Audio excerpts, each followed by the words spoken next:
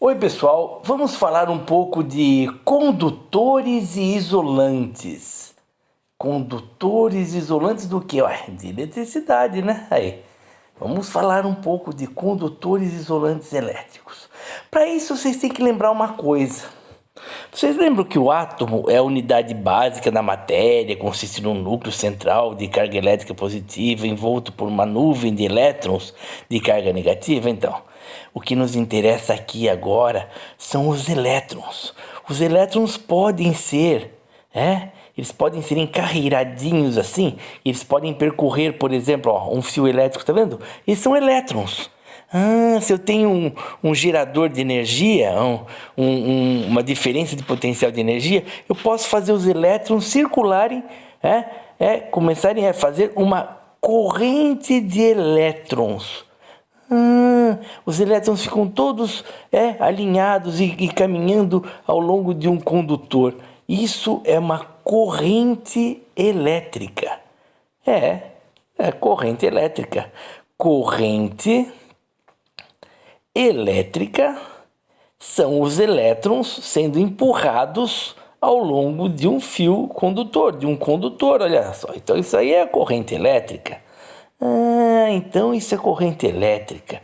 Corrente elétrica são um fluxo de elétrons ao longo de algum material. Muito bem. Então nós vamos falar hoje um pouquinho sobre esses materiais. Que tipo de materiais são? Mas vamos então começar? Vamos lá. Condução, né? Condutividade elétrica. Condutividade elétrica. Vamos lá então. É uma propriedade dos materiais, né, que descreve a sua capacidade de transportar a corrente elétrica. Então, se o material tem capacidade de transportar a corrente elétrica, né, ele faz a condutividade elétrica, ele é um condutor. Trata-se de uma grandeza que depende das quantidades de cargas elétricas livres que as substâncias possuem.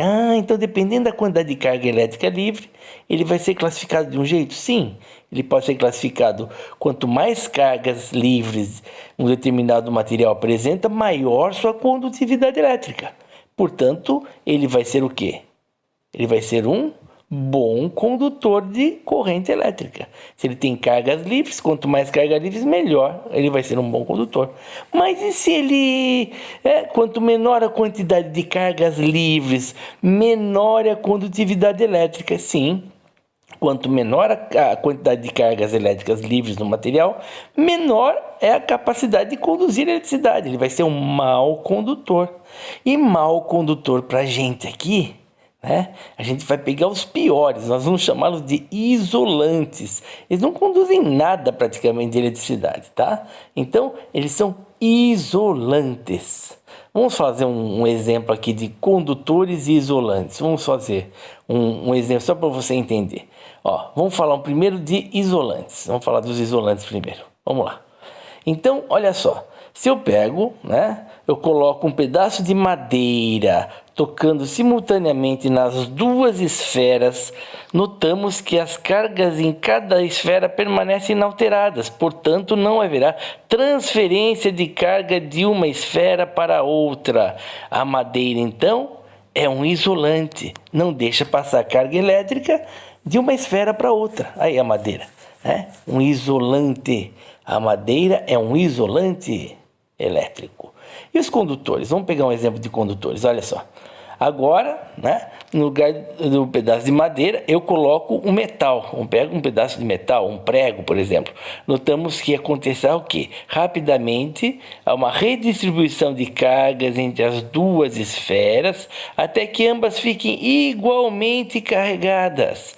Porque o metal é um bom condutor. A madeira é um mau condutor, é um isolante. E o metal é um bom condutor, olha só. Olha o que acontece nas animações.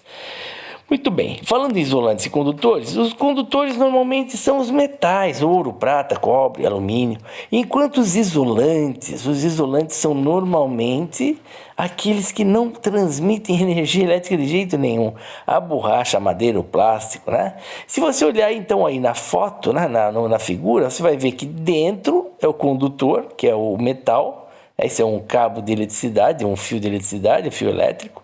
E por fora o isolante. E nós vamos ficando por aqui. Ah, olha o raio. Tchau, tchau, gente. Até mais.